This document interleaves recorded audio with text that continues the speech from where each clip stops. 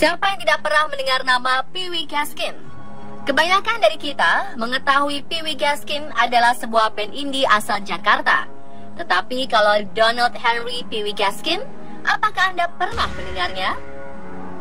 Ternyata nama band ini Pee Wee Gaskins ini terinspirasi dari seorang pembunuh berdarah dingin paling terkenal di Amerika Serikat. Bagaimana tidak? Setidaknya ia pernah membunuh sekitar 100 hingga 110 orang. Angka yang sangat fantastis. Pembunuhan berantai yang ia lakukan disebut coastal kill. Ia juga membunuh beberapa teman dekat dan sepupunya sendiri. Bahkan ada juga anak yang berusia di bawah umur. Ia pun diketahui mengidap penyakit kejiwaan yang bernama License to Kill. Lalu apa yang mendasari sehingga ia tega menghabisi 100 nyawa orang di sekitarnya?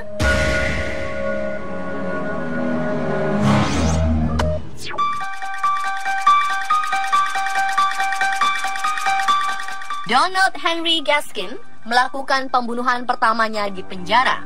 Ia membunuh seorang narapidana bernama Hazel Brazel dengan merobek tenggorokannya. Pembunuhan tersebut dilakukannya untuk mendapatkan reputasi di penjara agar ia ditakuti antara sesama narapidana.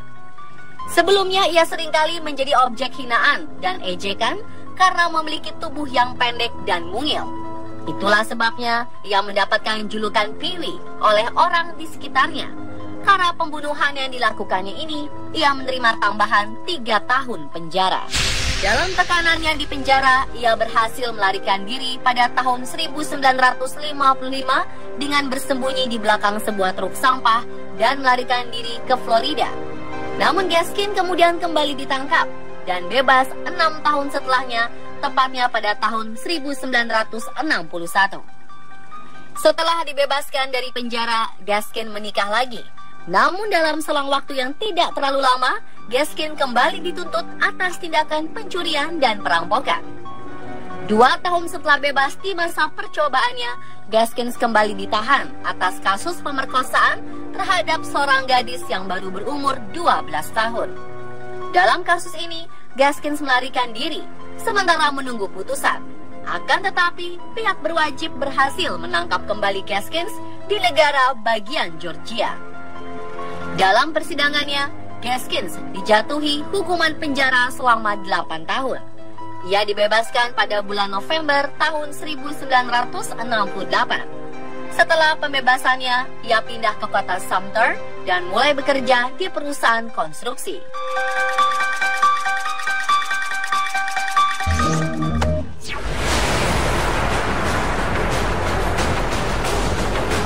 Gaskin melakukan serentetan pembunuhan keji yang disebut sebagai coastal kill di dekat pantai Amerika bagian selatan.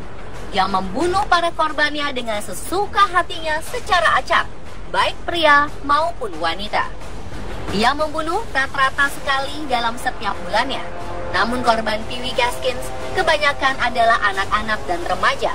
Bahkan ia mengaku juga membunuh bayi.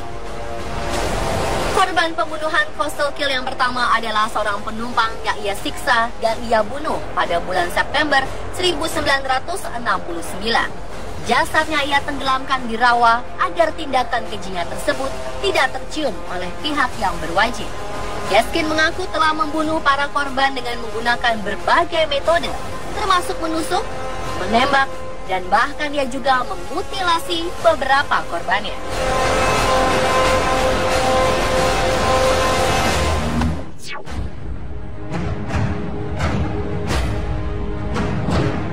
Pembunuhan tersebut seringkali dilakukan untuk menahan rasa kegelisahannya yang sangat mengganggu ketika ia tidak membunuh.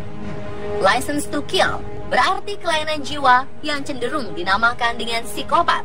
Pengidapnya dinamakan sebagai sosiopat. Perilakunya seperti antisosial, tidak memiliki empati, merugikan orang-orang di sekitarnya, dan tindakannya berani sampai tak terkendali. Bahkan bisa dengan sengaja membunuh siapa saja. Dia menyiksa dan membunuh korbannya, namun ia akan membuat korbannya hidup selama mungkin agar ia dapat terus menyiksanya. Itu semua ia lakukan karena masa kecilnya yang suram. Seperti apa masa kecil Pee Wee Gaskin?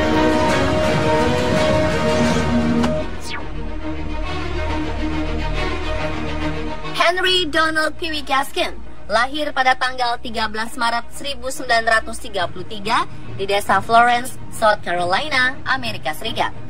Ia adalah anak terakhir Julia Parrott. Semasa kecilnya, ia sudah tidak diperhatikan oleh ibunya. Bahkan ia pun sering menerima kekerasan fisik dan mental oleh ayah tirinya. Ketika Gaskin berusia 1 tahun, ia pernah meminum 1 botol penuh minyak tanah yang menyebabkan dirinya selalu mengalami kejang-kejang hingga usia 3 tahun. Penderitaannya tidak berhenti sampai di situ. Karena hidup dari keluarga yang miskin dan berpendidikan rendah, ia tumbuh menjadi seorang pencuri. Dan itulah yang menyebabkan hidupnya banyak ia habiskan di dalam jeruji besi. Semasa kecil, ia pernah ditangkap karena kasus pencurian serta memukul seorang wanita dengan kapak di kepalanya. Wanita tersebut berhasil selamat dan melaporkannya ke polisi. Akibatnya, Gaskin ditangkap dan dijebloskan ke penjara. Setelah bebas dari penjara di usia 18 tahun, Gaskin sempat menikah pada tahun 1951. Di tahun berikutnya, dari hasil pernikahannya tersebut, ia berhasil memiliki anak perempuan. Ia pun sempat bekerja baik-baik di perkebunan tembakau. Namun setelah 2 tahun bebas, ia kembali membuat ulah.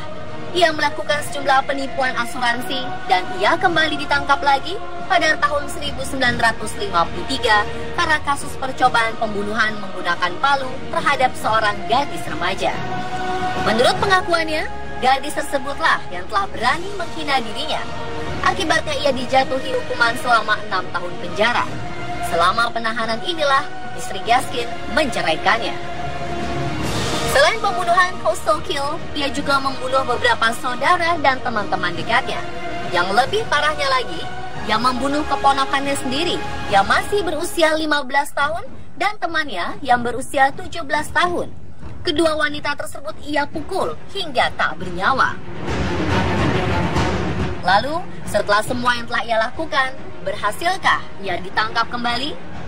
Dan hukuman apa yang pantas ia terima setelah membunuh dengan sadis korban-korbannya tersebut?